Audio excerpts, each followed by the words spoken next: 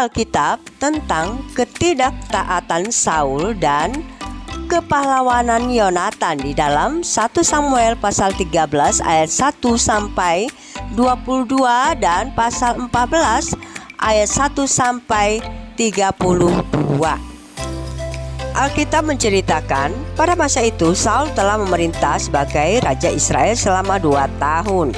Ia mengumpulkan 3.000 orang Israel, 2.000 orang bersamanya di Mas dan di pegunungan Betel, dan 1.000 lainnya bersama Yonatan anaknya di Gebea Binyamin. Yonatan memukul kalah pasukan Filistin yang ditempatkan di Gebea. Kemenangan kecil ini ternyata menjadi pemicu besar.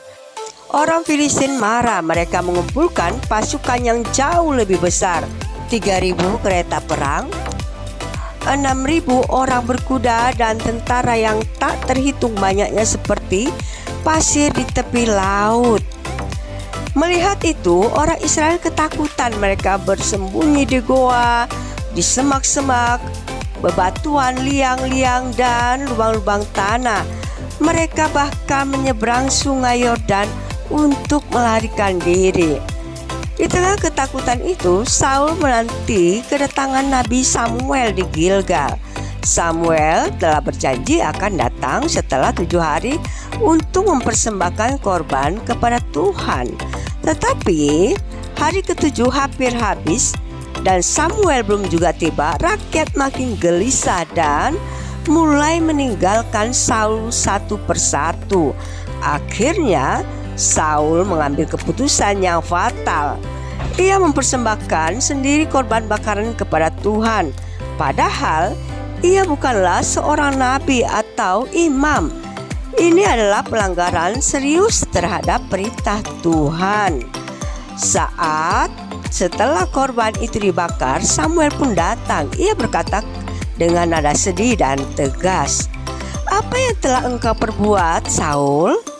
Saul berusaha membela diri, menyalahkan rakyat yang berserak-serak, Samuel yang terlambat, dan musuh-musuh yang sudah dekat. Tetapi Samuel tidak tertipu. Ia berkata, "Engkau telah bertindak bodoh. Engkau tidak berpegang pada perintah Tuhan Allahmu. Sebab itu kerajaanmu tidak akan tetap. Tuhan telah memilih seorang yang berkenan di hatinya untuk menjadi pemimpin Israel." Sementara itu, bangsa Israel dalam keadaannya sangat terdesak. Mereka tak hanya kekurangan pasukan, tetapi juga tidak memiliki senjata, sebab orang Filistin melarang mereka memiliki pandai besi. Pedang dan tombak hanya dimiliki oleh 2 orang, yaitu Saul dan Yonatan.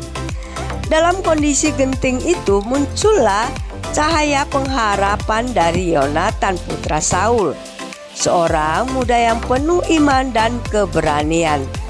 Tanpa memberitahukan ayahnya, Yonatan berkatalah kepada bujangnya pembawa senjatanya, "Mari kita menyeberang ke perkemahan orang Filistin di seberang sana.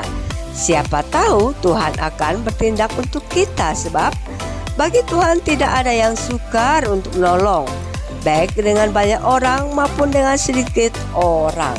Bersama-sama mereka naik ke tempat penjagaan Filistin. Mereka menyuruh tanda.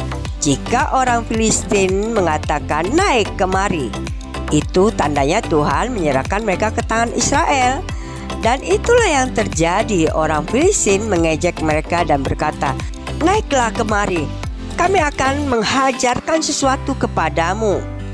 Dengan semangat dan iman, hanya berdua Yonatan dan bujangnya mengalahkan sekitar 20 orang Filistin. Tuhan memberi kegemparan besar. Bumi bergoncang, ketakutan melanda pasukan musuh, dan mereka pun saling menyerang sesama sendiri. Kekacauan itu terdengar di perkemahan Saul. Saat pasukannya menyelidiki, mereka melihat pasukan Filistin kacau dan lari tunggang langgang.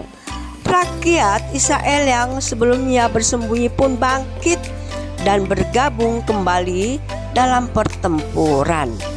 Hari itu Tuhan menyelamatkan Israel, bukan karena strategi militer, bukan karena kekuatan Saul, tetapi karena iman Yonatan, seorang pemuda yang percaya bahwa Tuhan sanggup memberi kemenangan walaupun hanya melalui 2 orang saja. Melalui cerita tentang ketidaktaatan Saul dan kepahlawanan Yonatan, kita melihat Saul gagal karena ketidaktaatannya, tetapi Yonatan menang karena imannya. Tuhan tidak membutuhkan banyak orang, Dia hanya butuh hati yang percaya.